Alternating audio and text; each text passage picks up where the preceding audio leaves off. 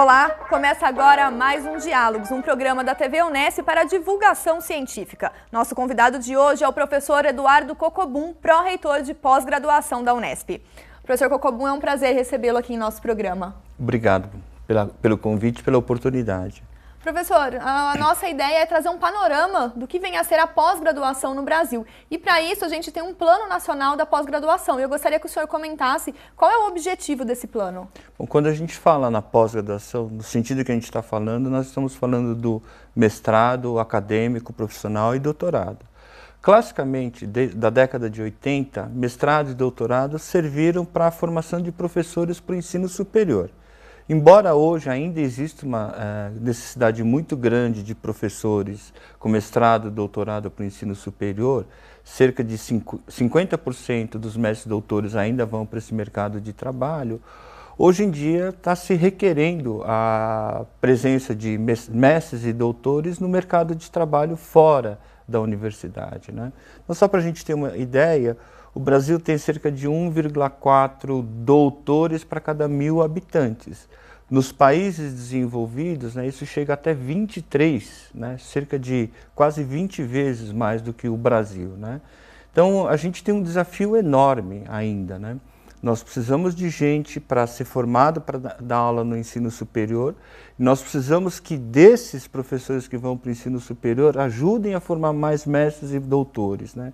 E esses mestres e doutores voltados para o mercado de trabalho, né? Que não seja o mercado acadêmico, universitário. Então esse é o grande desafio que está sendo posto, né, nos próximos 5, 10 anos aqui para pós-graduação no Brasil.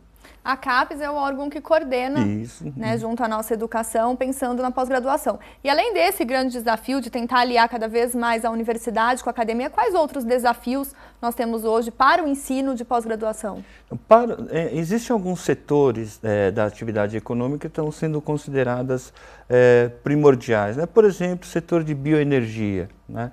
Ou então a Amazônia. Ou a gente está num bom momento agora, né, para falar do assunto que é a água, recursos hídricos. Então, a pós-graduação, basicamente, quando a gente pensa na pós-graduação voltada para o ensino superior, a gente está pensando mais naquelas pessoas que vão ministrar um conjunto de disciplinas na universidade, né? Agora, o que a gente está precisando no Brasil são doutores, mestres e doutores que vá além disso, né? Que não só ensine disciplinas nas universidades, mas que se debrucem, por exemplo, para o problema da água que a gente está vivendo no momento, né? A questão da pesquisa científica que nós falamos. Isso, exatamente. Então a ideia seria o quê? Né, fazer uma pesquisa científica que consiga antecipar os problemas, né, e proponha soluções que sejam mais efetivas, com maior antecedência. Então, por exemplo, a questão da água vem sendo dito, já vinha sendo anunciado há uns 5 anos, 10 anos antes, né, mas a solução não surgiu. Então, se nós tivéssemos no mercado de trabalho, agindo em órgãos públicos ou até mesmo em empresas, doutores, né, mestres e doutores com a formação acadêmica, que pudessem ter uma visão mais crítica, mais científica, né, desses problemas, talvez a gente pudesse ter prevenido esse tipo de problema, né? Essa é uma das coisas que esse Plano Nacional de Pós-Graduação coloca. Nós ainda precisamos de gente para trabalhar no ensino superior, mas nós precisamos também de mestres e doutores que se insiram nos problemas, né, da sociedade, nas políticas públicas, etc, etc. E essa inserção, professor, tanto na questão governamental, de políticas públicas, como o senhor citou, também na questão de desenvolver novos produtos, pensar na inovação dentro de empresas brasileiras que vão retroalimentar esse sistema também da educação no país. Isso, né? Então, quando a gente fala que nós precisamos de pessoas atuando em outros setores além da universidade, pensamos em todas essas inserções, né? Nós precisamos de doutores que, por exemplo, uma das demandas da indústria automobilística, por exemplo, é o uso de biomateriais, né? Materiais verdes, né? Por exemplo, para a construção de um carro, né? Ou estofamento de produto que seja reciclável, essas coisas assim. A gente precisa de mestres e doutores que consigam fazer essa inovação, né? Que consigam customizar soluções, por exemplo, soluções que vêm do exterior para a realidade brasileira, ou até mesmo levar as nossas soluções para fora do país.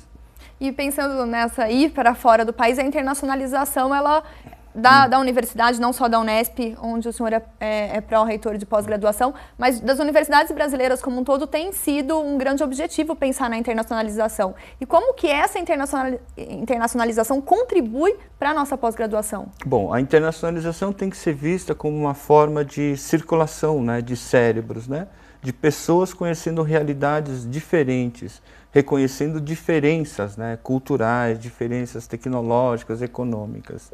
A internacionalização visa isso, né? Se nós levarmos os nossos alunos para fora do país, trouxermos alunos, professores de fora do país, a gente vai ter uma grande circulação de ideias, né?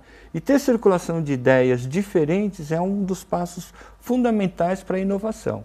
Quer dizer, se eu me habituar a ver o novo, o diferente, né, eu também vou pensar em soluções que não são aquelas convencionais, as triviais que eu estou acostumado a lidar. Né? Então eu vou ter ideias diferentes, ideias novas, né, que que permitiriam fazer essa grande inovação. Então a internacionalização vem nesse contexto. Não é para a gente melhorar o nosso status perante outras universidades. Pensando nos rankings universitários. Não, o ranking é uma consequência. Se eu fizer um bom programa de pesquisa, de formação, eu vou automaticamente me internacionalizar e isso vai me colocar numa posição melhor no ranking. Acho que essa é a lógica, né, que está por trás disso. Professor, um pouco mais sobre essa diferenciação, até complementariedade entre a academia e o mercado de trabalho no nível da pós-graduação, a gente conversa daqui a pouco. O Diálogos vai para um breve intervalo e já volta.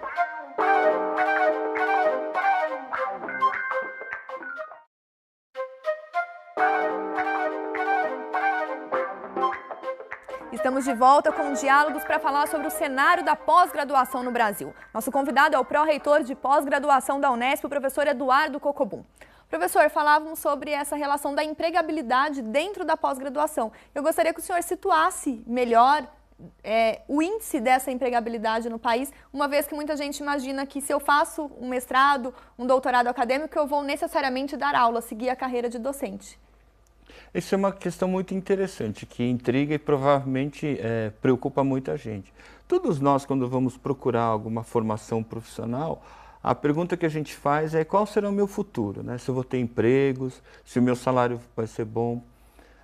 Existe um levantamento do Centro de Gestão e Estudos Estratégicos, CGE, que é um órgão ligado ao governo federal, que fez esse levantamento. Eles fizeram um levantamento dos mestres e doutores formados entre 1996 e 2006 e foram ver quantos desses mestres e doutores estavam empregados.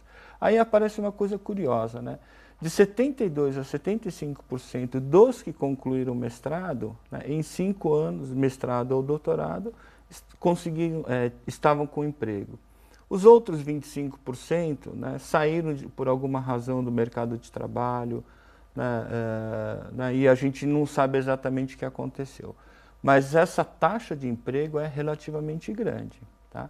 Existe uma outra coisa muito interessante, que é uma comparação de salários, né, entre um curso de graduação em determinadas áreas e você fazer mestrado e doutorado.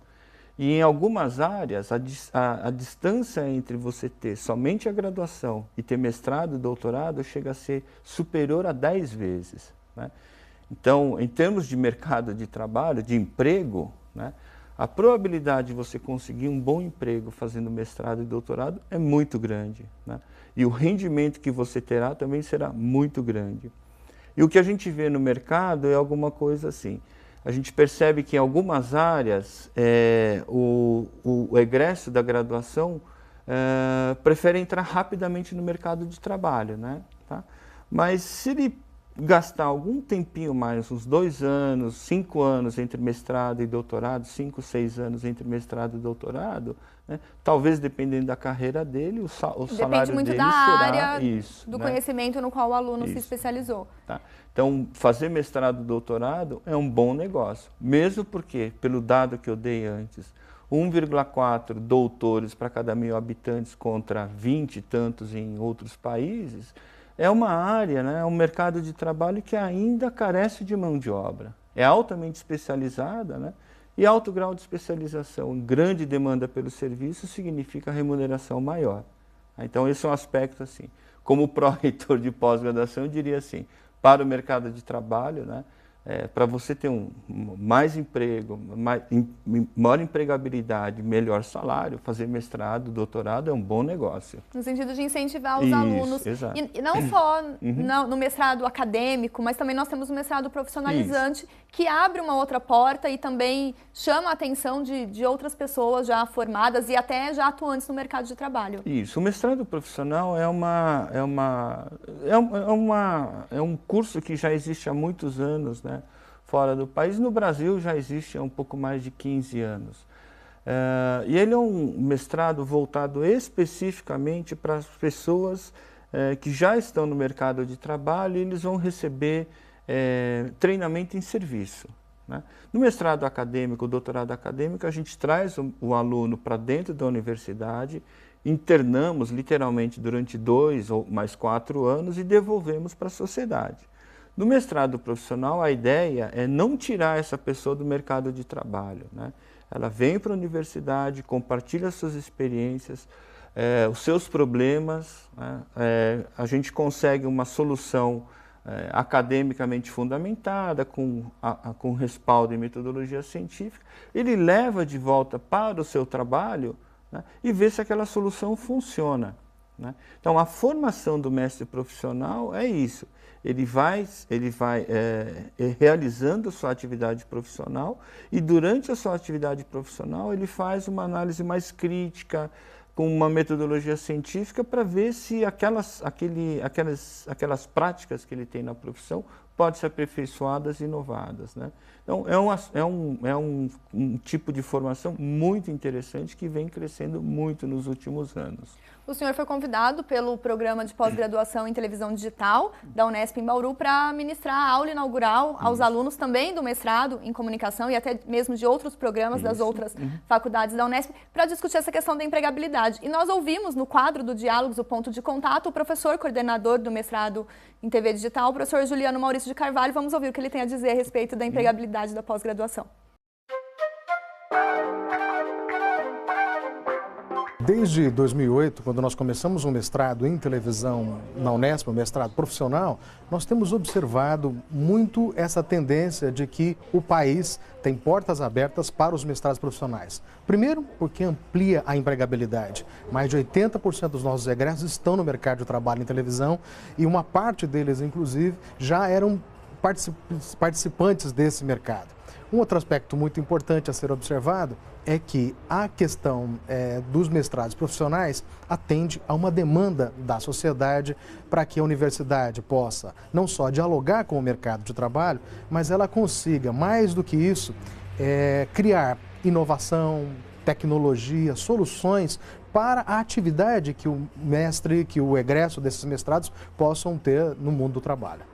O mestrado profissional ainda é embrionário no Brasil, então ele tem muitas expectativas, muitas atividades semelhantes ao mestrado acadêmico. Então o aluno tem pesquisa, tem aulas, tem atividades que são desenvolvidas de investigação, como o mestrado acadêmico. Mas o foco da sua atuação, dos seus projetos, é o mundo do trabalho. São as atividades que ele desempenha na empresa, na sua organização, no terceiro setor, no Estado. Então, o aspecto mais importante, o mestrado procura valorizar produtos e processos que ajudem esse aluno de pós-graduação em nível de mestrado a desenvolver essas soluções. Pensando, professor, um pouco no que o professor Juliano Maurício de Carvalho acabou de falar sobre a pós-graduação, nós continuamos o nosso bate-papo no próximo bloco. O Diálogos vai para mais um intervalo e já volta.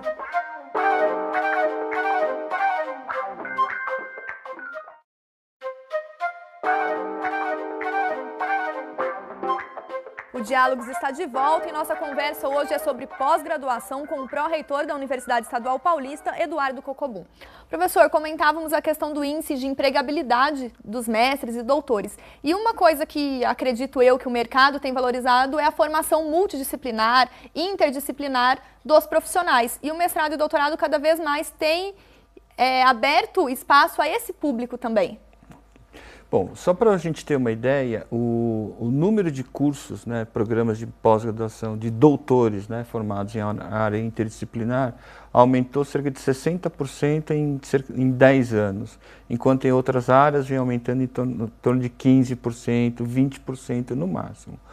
Uma das razões é que a gente não consegue mais trabalhar nem com questões teóricas e muito menos com questões mais aplicadas, mais tecnológicas, de uma forma unilateral, né? Você precisa trazer conhecimentos de diferentes áreas, por exemplo, televisão, né? Você tem áreas tecnológicas, né? Você precisa de hardware, você precisa de equipamentos, você precisa de gente com formação em humanas, em ciências sociais, para trabalhar com a questão dessa comunicação, né? Como a mensagem atinge a população de uma forma geral, e assim vai, né?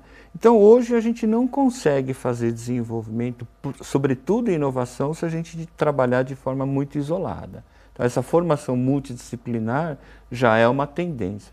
Tanto é que na própria CAPES, naquelas áreas classicamente disciplinares, né, existe a preocupação de como a gente vai fazer a ponte com outras áreas, né? Então, por exemplo, desenvolvimento no setor de saúde, né? Existe tanto a questão do atendimento, né, às pessoas, né, de humanizar o atendimento na área da saúde, mas também você tem interação com a física, com as ciências biológicas, tudo mais. Então, essa é uma área que vem crescendo e muito. Sobretudo se a gente falar em inovação, né, na inovação implica em criar alguma coisa ser totalmente isso, também. Exato, né? Então, essa visão, né, mais multidisciplinar, né, essa ideia do empreendedor, que é fazer alguma coisa que ninguém nunca fez, né? Achar essas oportunidades é uma das questões que tem sido colocadas muito na pós-graduação, mesmo nos programas mais tradicionais, né? E pensando nesses programas tradicionais, o senhor acredita que o corpo docente, que hoje forma mestres e doutores, está abrindo a mente para essas novas perspectivas da pós-graduação no país? Olha, para aqueles, né, quem está conectado numa área que está em franco desenvolvimento, né, ou então dentro de uma mesma área, quem está na ponta, né, do conhecimento, esses necessariamente sentem a necessidade de ter essa interdisciplinaridade, esse diálogo com outras áreas, outras equipes. Porque a solução de um problema do ponto de vista de uma única área está cada vez mais difícil, né? Então você acaba repetindo coisas que os outros já fizeram. Se você quiser dar um avanço mesmo, né, inovação no sentido da ciência, da tecnologia, você tem que buscar essas fronteiras. E uma das fronteiras é conversando com outras pessoas, né? Diálogo com áreas que você nunca imaginou que você poderia ter algum tipo de interação. E isso é uma grande novidade na ciência e tecnologia atualmente, né? E essa novidade atrai, então, ainda mais esses alunos que às vezes têm até receio de pensar em fazer uma pós-graduação, dando continuidade à graduação. Isso é uma outra tendência, né? A geração de alunos que a gente recebe, que nós estamos formando, né, de jovens que estão sendo formados, vive num mundo que é muito mais interdisciplinar e interconectado, né? Sabe? Então, para que os nossos programas de pós-graduação possam atrair esses jovens, a gente tem que também estar conectado, né, no mundo que eles estão, né? Então, acho que aqueles que estão avançados, aqueles programas de pós-graduação, os pesquisadores, professores que estão bem avançados, né, têm a sensibilidade para capturar isso. Indo além da grande defesa de que temos que publicar, que a publicação científica seria o grande norte da pós-graduação, avançando nessa direção. Não que isso não seja importante, mas pensar além disso. Isso. Aí que está. A questão da publicação é fundamental pelo seguinte: eu produzi um conhecimento novo, aquilo não pode ficar comigo. Isso precisa ser compartilhado com outras pessoas, né? A forma de fazer isso é a publicação científica, né? E a publicação científica passa por todo aquele crivo, critério, avaliação dos pares, tudo mais. Mas sem essa divulgação, tudo que eu faço é inútil, né? É um conhecimento que fica só comigo, né? A sociedade precisa se apropriar do que nós fazemos. Pensando, né, no tripé da universidade, né? Pesquisa, o ensino e a extensão. Então temos o ensino dentro das salas de aula, dentro dos programas de pós-graduação, também no nível do intercâmbio, mas também pensando nessa divulgação da pesquisa para atingir a comunidade, que seria a extensão. Isso, né? E aí essas práticas, né, que nós fazemos de extensão que são bem-sucedidas precisam também ser divulgadas, né? Para inspirar talvez outros trabalhos. Para inspirar outros e assim, as boas práticas precisam ser compartilhadas, né? Sabe? Então a publicação também tem tem que ter esse propósito, né? Hoje fala-se bastante de divulgação científica também, levar o conhecimento da ciência, né? Não tornar uma coisa tão hermética, mas levar para a população de uma forma geral, né? Acho que isso tudo é muito importante para a gente. E a população também, ela sente, professora, a necessidade de ter essa troca constante com a universidade, não só no sentido, eu tenho que fazer uma pós-graduação, mas de saber absorver esse conhecimento, se apropriar e fazer mudanças sociais, como o senhor disse, que podemos interferir nas políticas públicas? Olha, a universidade, a comunidade científica, né, a ciência nunca foi tão popular, né, como nos dias de hoje, né, em tempos de paz, né? A ciência sempre desenvolve muito nos períodos de guerra, né? Hoje a gente tem várias tecnologias, assim, a cada 6 meses lançam um smartphone novo, um computador novo, uma câmera nova. Tudo isso no imaginário da população, o que é? É um desenvolvimento científico e tecnológico, né? São transformações que estão acontecendo na nossa frente. A gente ainda, no Brasil, isso não é muito associado ainda com a pesquisa feita na universidade, né? Mas fora, nos países mais desenvolvidos, essas transformações são promovidas por doutores, né, que vieram das universidades. Não são somente aqueles nerds que ficam lendo artigos ou livros, né, de manhã à tarde à noite e estão desconectados do mundo, né? Nós temos doutores no mundo inteiro que conseguem fazer essas transformações e a população percebe isso. Como eu disse, o número de doutores que a gente tem no país é muito pequeno, de modo que as transformações que nós podemos fazer ainda é muito pequena. Isso acho que ainda não consegue chegar muito bem à população. Mas acho que a preocupação que nós temos atualmente de fazer a divulgação, de levar esse conhecimento para a população, é fundamental para a gente fazer essa aproximação. Então, o cenário que você me diz ainda seria um cenário desejável, né? Mas a gente ainda estamos no embrião desse processo. Precisamos construir isso, né? Vocês fazem essa divulgação, né? Vocês têm diversos programas, né, que procuram levar a ciência para a comunidade. Acho que são essas coisas que vão fazendo as mudanças, né? Mas acho que tem uma coisa importante, nós conseguimos quebrar a barreira, né, de que o cientista é aquele nerd, né, totalmente desconectado da sociedade. Não, existem cientistas que vão para a sociedade, que trazem coisas novas, né? Acho que isso precisa crescer no Brasil ainda. Professor Cocobon, eu gostaria de agradecer a sua participação aqui no programa Diálogos e que a pós-graduação realmente atinja esse nível desejável que nós conversamos aqui no programa hoje. Ok, muito obrigado pela oportunidade. O Diálogos fica por aqui. Hoje você pode conhecer um pouco mais sobre o contexto da pós-graduação em nosso país. Se você quiser rever este programa, acesse o nosso site. Obrigada pela companhia e até a próxima semana.